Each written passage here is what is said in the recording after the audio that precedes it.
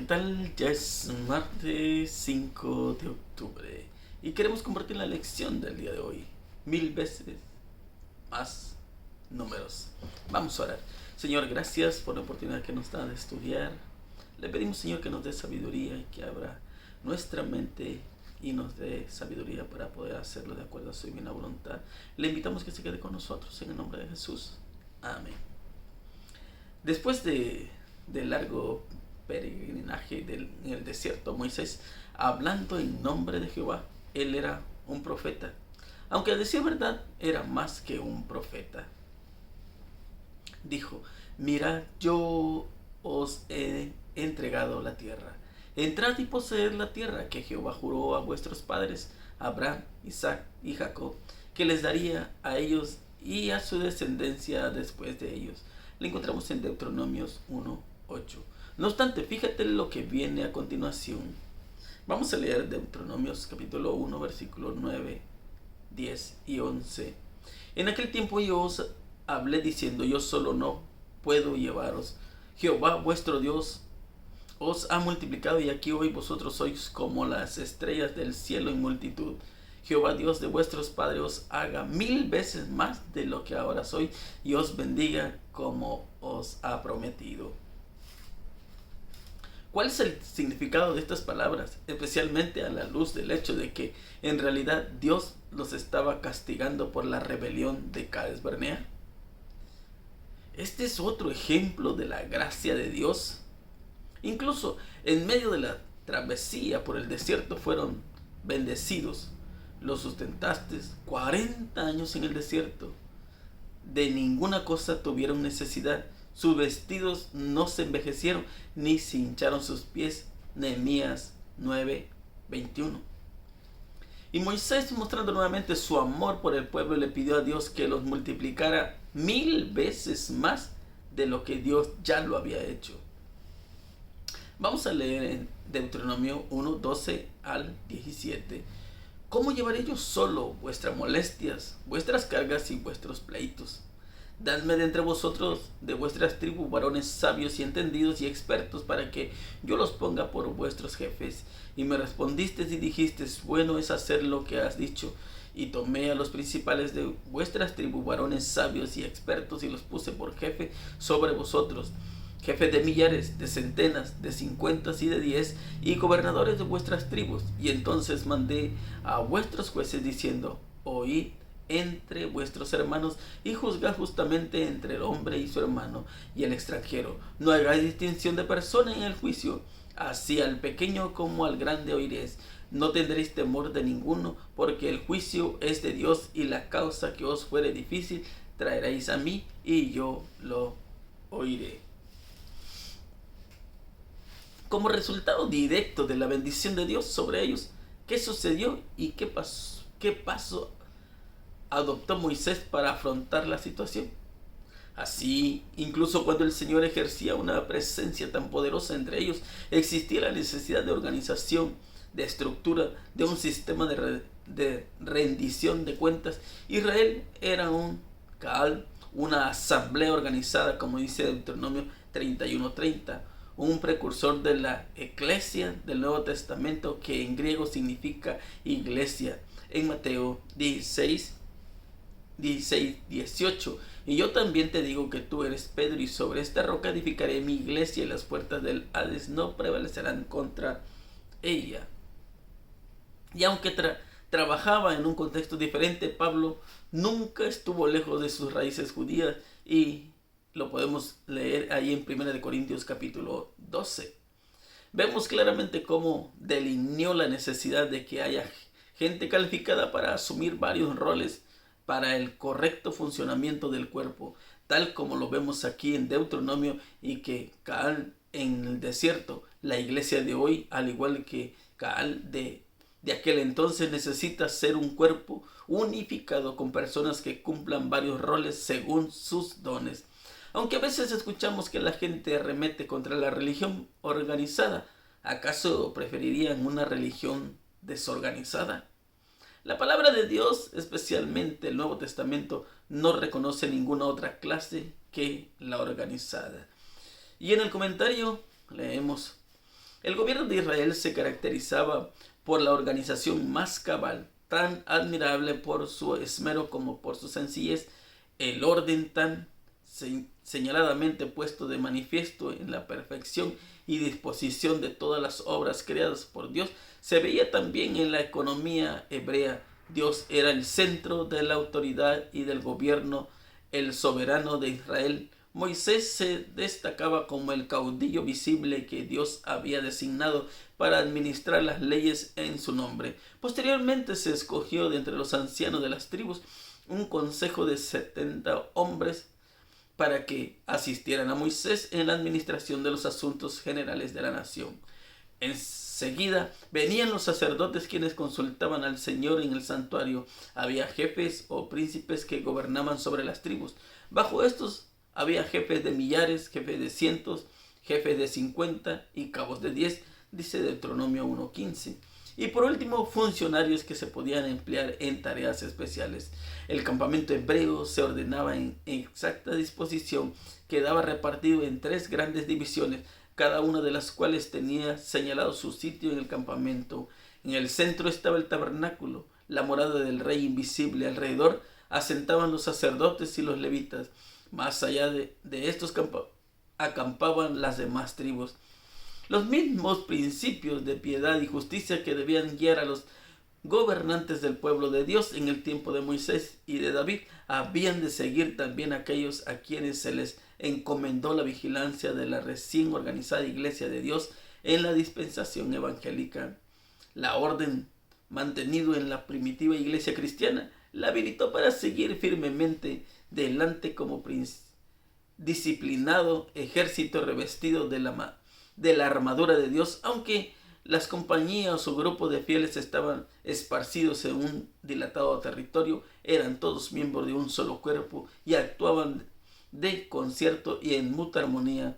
Cuando se suscitaban disensiones en alguna iglesia local, como ocurrió después en Antioquía y en otras partes, y los fieles no lograban avenirse, no se consentía en que la cuestión dividiese a la iglesia, sino que se le sometía a un concilio general de todos los fieles, constituido por delegados de las diversas iglesias locales, con los apóstoles, ancianos y funciones de gran responsabilidad.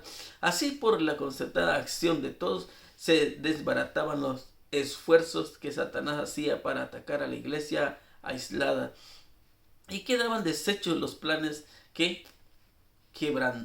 de quebranto y destrucción que forjaba el enemigo. Dios no es Dios de disensión, sino de paz, como en toda la iglesia de los santos, dice 1 Corintios 14:33. Y quiere que hoy día se observe orden y sistema a la conducta de la iglesia, lo mismo que en tiempos antiguos. Desea que su obra se lleve adelante con perfección y exactitud, a fin de sellarla con su aprobación. Los cristianos han de estar unidos con los cristianos y las iglesias con las iglesias, de suerte que los instrumentos humanos cooperen con los divinos, subordinándose todo agente al Espíritu Santo y combinándose todos en un dar al mundo las buenas nuevas de la gracia de Dios. Sí, a veces hay muchas cosas que no entendemos, pero así como dice Pablo en 1 Corintios 12, podemos mirar que hay orden. Cada uno desempeña un trabajo en la iglesia, dependiendo también de los dones. Muchos saben cantar, son los que dirigen los cantos, pero muchas personas saben dirigir, son personas que tienen sabiduría para dirigir la iglesia. Hay otras personas que saben dirigir un programa, son directores de escuela sabática, directores de sociedad de jóvenes. Cada uno desempeña una tarea, pero también hay personas que tienen ese don de orar y van a las casas a visitar a personas o en las iglesias y oran fervientemente. Cada uno desarrolla un trabajo, como por ejemplo, tú miras a los diáconos que no solamente hacen la limpieza, sino también hacen un trabajo excelente en la iglesia. Todos. Y La razón es de que todos trabajan con un solo propósito. ¿Te imaginas que si solamente una persona llevase el trabajo, desafortunadamente acabaría, ¿no? Eso es lo que le estaba pasando a Moisés antes. Moisés solo se sentaba todo el día y quería arreglar todos los problemas, pero su suegro, Jetro, le dijo, no, vas a terminar cansado. Y es por eso que empiezan a buscar 70 personas que sean capaces de dirigir. Y también cada tribu tiene un líder. ¿Te acuerdas cuando los líderes de cada tribu son los que fueron a revisar la tierra, a la tierra prometida? Y muchos de esos líderes no eran buenos líderes, no desarrollaban o desempeñaban su trabajo cabalmente. Es por eso que a veces podemos equivocarnos, pero cuando tú estás en las manos de Dios y si Dios te ha llamado a desarrollar un trabajo, necesitas ejercerlo. Hay personas que te puede pasar a ti, me puede pasar a mí. Hay personas que piensan que puede desarrollar muchos cargos.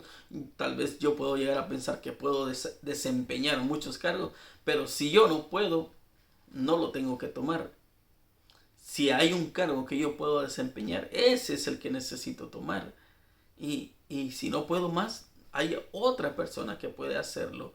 Muchas veces piensas que tal vez solamente tú eres un líder y tienes que ser líder todo el tiempo. No, necesitan un cambio. Y es por eso que Moisés también entiende que al no entrar a la tierra prometida, ahora alguien va a tomar su cargo. Y es Josué. Entonces, así sucesivamente va cambiando. Así como los pastores también van cambiando. Todo va cambiando. Todo este orden. Desde la iglesia en el tiempo de Moisés, la iglesia primitiva, y ahora en nuestro tiempo. Porque es cierto, Dios es un Dios de orden. Ahora, ¿por qué es que muchas de las veces se separan la iglesia? ¿Por qué? Porque no estamos dispuestos a escuchar la voz de Dios. A veces no nos gusta que nos llamen la atención o que nos corrijan, ¿verdad? Pero cuando alguien te llama la atención o quiere corregirte es porque quiere lo mejor para ti. Cuando Dios corrige es porque te ama. Y eso es bueno. No hay nada de malo en que te corrijan. Porque no somos perfectos. Y hoy en día lo podemos decir con seguridad que la iglesia no es perfecta. Pero un día Jesús la perfeccionará. Tú y yo no somos perfectos, pero un día Jesús nos perfeccionará. Y eso es buena noticia.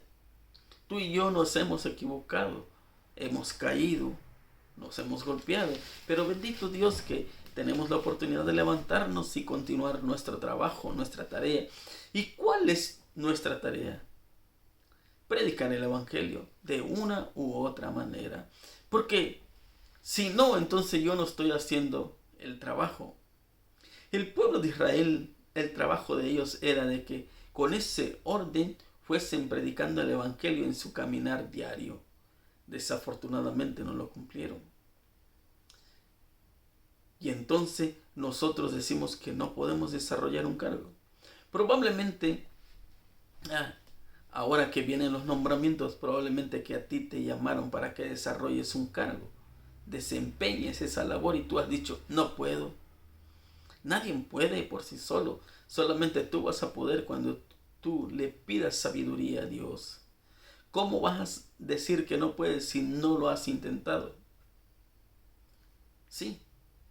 Ahora, muchas personas, a veces yo me quedo pensando, ¿por qué será? Muchas personas solo quieren ser los líderes, pero probablemente que tú y yo no somos buenos líderes. Entonces, ¿por qué pedir un cargo que yo no sé desempeñar? Mejor voy a tomar un cargo que yo sí sé desempeñar.